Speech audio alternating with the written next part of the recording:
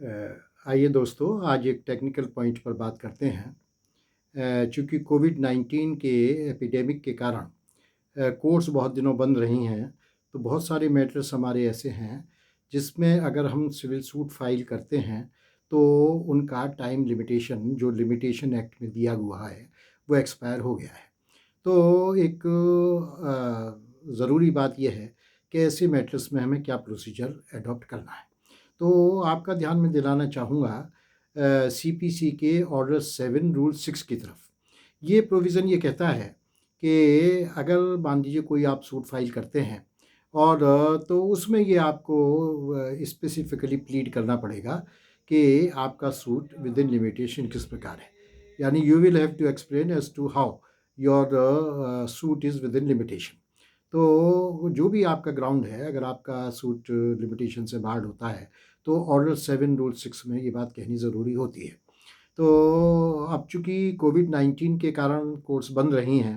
तो general क्लॉज़ेज़ act में भी ये दिया हुआ है कि अगर कोर्ट बंद रहती है और लिमिटेशन अगर आपका एक्सपायर होता है during during closure of the court, during vacation of the court, तो जिस दिन कोर्ट खुलेगी उस दिन ही आपका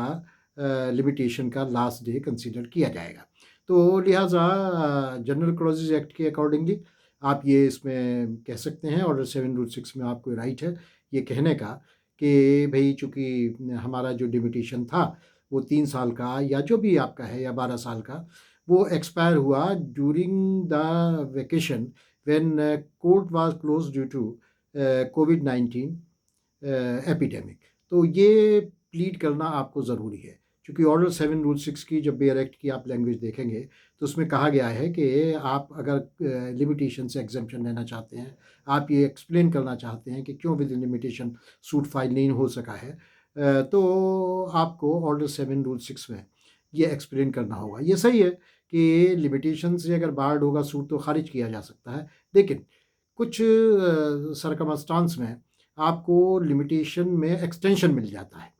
तो इस एक्सटेंशन को देने के लिए बड़ा ज़रूरी है कि आप उसको प्लीड भी करें और उसका प्रूफ भी दें। अगर मान लीजिए आप सूट फाइल कर देते हैं ये सोच के कि भी कोविड-19 के दौरान ये छुट्टियाँ नहीं और कोर्ट बंद रहा, इसलिए मैं सूट फाइल कर रहा हूँ, तो ठीक से फाइल कर रहा हूँ। लेकिन अगर ये बात आपकी प्लीडेड नहीं है, तो आपको आगे चल के इसमें परेशानी हो जाएगी, क्योंकि बेसिक लॉ ये है कि be a fact which has not been pleaded can not be looked into.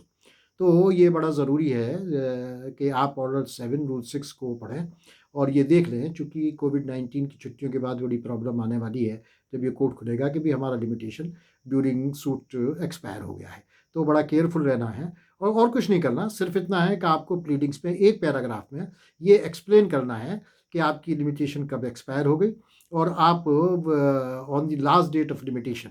आप क्यों नहीं सूट फाइल कर सके। तो उसमें आप एक्सप्लेन कीजिए कि इतनी तारीख से इतनी तारीख तक लॉकडाउन रहा और उसकी वजह से ये कोर्ट नहीं खुली और कोर्ट ना खुलने के कारण मैं ये सूट फाइल नहीं कर सका हूँ और जैसे ये कोर्ट खुली है तो तुरंत मैंने first day on the opening of the court ये मैंने फाइल कर दिया है। एक और बात है कि 1977 में ऑर्डर 7 रूल 6 में एक अमेंडमेंट आया और उसमें ये बात कही गई है कि अगर आपने प्लीड नहीं किया है तो बाद में भी कोर्ट आपको परमिट कर सकती है ये एक्सप्लेनेशन देने का कि